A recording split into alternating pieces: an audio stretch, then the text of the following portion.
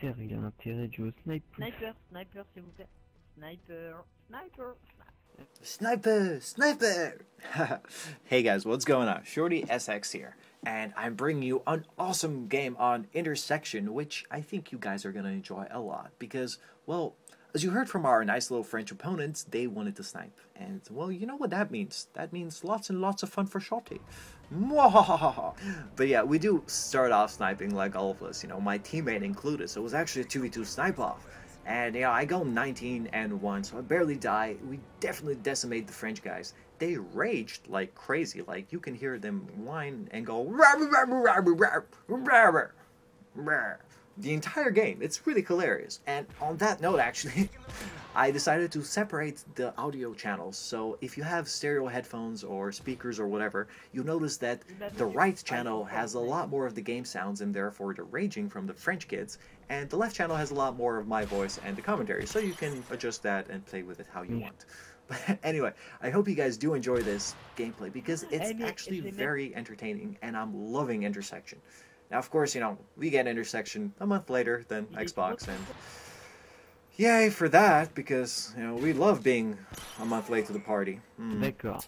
Maybe we could call it fashionably late. It'd be cool. Anyone buying that?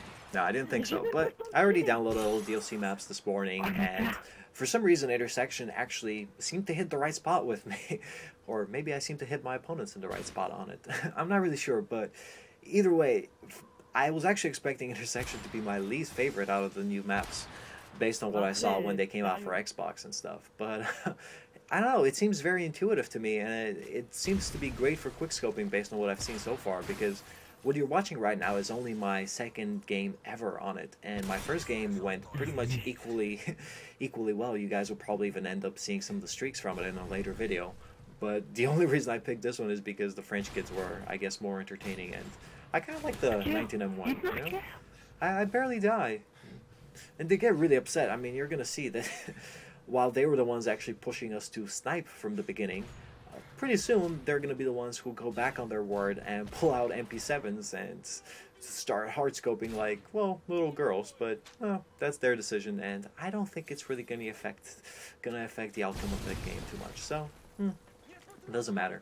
Now, in terms of the map and tips like that, I can't really tell you too much because it's a very straightforward map. It's a surprise, surprise intersection with 4 buildings. The spawns are behind books over there where I'm staring right now, and at the basketball court, which is where I spawned at the beginning of the game. But that's basically the only 2 spawns, and everyone kind of keeps trying to run to the pizza place, which is where I am right now, because it has an upstairs part. And the upstairs part is the only, it's the best vantage point in the entire game because no other building has a second floor. And by the way, you can already see the Frenchies swapped over to MP7s, but yeah, I think he's going to take a stun to the face instead, because I don't like MP7s, you know, it's a questionable move, I must say. Like, I mean, you guys know I'm always going to snipe regardless of what my opponents use, and, you know, at most I will probably swap to, like, let's say, a red gun when I'm trying hip fire, or when I've just had enough, I don't know, but if I were being dominated by another sniper, I don't think I would swap out of the sniper. I think I'll definitely stay in the game and try to beat him as best as I can. But, like, you know, these guys, that's not exactly what they did now, is it? You know, they went from sniping with portable radars to, well, this type of sniping, and when none of that worked, they went to MP7s and finally camped at the back of the books, hoping to get a kill, but, well, it didn't really affect the outcome of the game that much. So, anyway, now one other thing I want to talk to you guys about, besides intersection, the new face-offs and all of that, is controller vibration. Because a lot of you have actually asked me, you know, in the comments on previous videos, whether I have vibration on or off when I play. And, well, my straightforward answer would be I have always played with it on. It has always been on from my first day of Modern Warfare 2, which was also, you know, my first-person shooter and my first COD on PS3. But I don't know, I've always had it on. It felt very nice to me because I used to play first-person shooters with a mouse and a keyboard, and, you know, you can't really have vibration there now, can you?